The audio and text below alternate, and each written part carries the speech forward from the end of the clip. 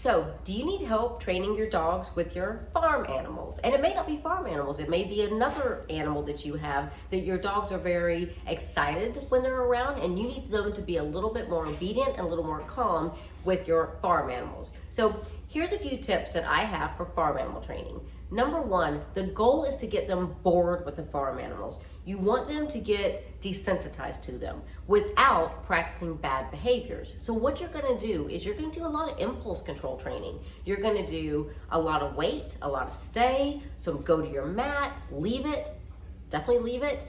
You also can do things like doggy zen, which is like a meditation practice you can do with your dogs. All of those are fantastic ways to practice impulse control with your dogs around your horses, chickens, goats, alpacas, whatever it may be. Now, and I've done a lot of this. I've actually, living in Jacksonville, Florida, there's a lot of farm properties. I've actually done quite a lot of farm animal training. So I actually train farm animals too. I train pigs and goats and, I've trained an alpaca, but I do farm animal training like with the farm animals. I've also done training with the dogs so they're not so reactive and excited with farm animals. And it's been very successful, but again, it's about preventing them from doing behavior you don't want them to do by keeping them on leash. Don't let them have too much, rein over so they can like run and start biting the horse's leg or the goat's leg or whatever it may be. You want to prevent that. So have them on leash or have them behind a fence where they can see the animals, but they can't actually get to them.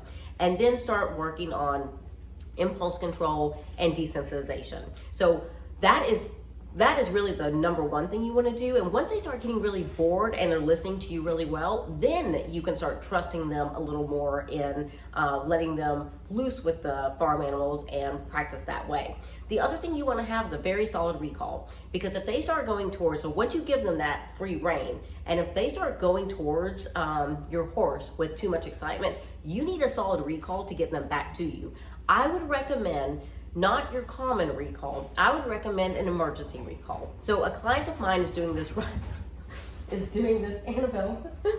She's going in circles behind me. What are you doing, little love? So a client of mine currently is doing this with her 3 dogs, one particularly that is very excited around her 2 horses. So what she's doing is we're getting a whistle, she's blowing the whistle and she's pairing it with boiled chicken. So the dogs never get boiled chicken unless it is paired with the whistle and followed by saying the dog's name and come. And that emergency recall has been very, very effective with this dog around the horses. So I would highly recommend having a solid recall and doing an emergency recall to get that really where you want it to be. The other thing is, if you need to use a interrupter, like a pet corrector or something like that, that will, if they're hyper focusing and doing something you don't want them to do, you're giving them one of these commands and they're not listening, it is not okay for them to bully these farm animals. We cannot allow the practice of that.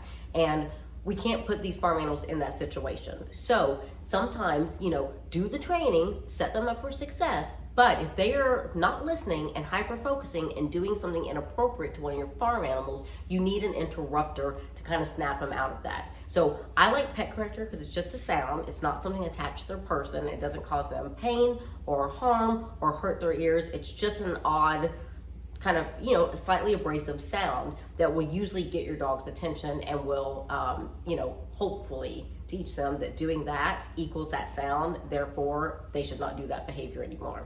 So I hope that helps you. Again, the key is desensitization, boredom, practicing impulse control, and then, having a strong recall and then having a tool if you need it to snap them out of it if they hyper focus and do something they shouldn't. So you got to keep your farm animals safe, and I promise you, I've done this so many times. You can have dogs that are good with farm animals, and you just have to be patient and work with them over time to achieve your goals. So I hope that helps you. Happy training, happy drinking. I'm going to post videos on Tuesdays and Thursdays. Please like, subscribe, and share. Thank you so much. I'll see you next time.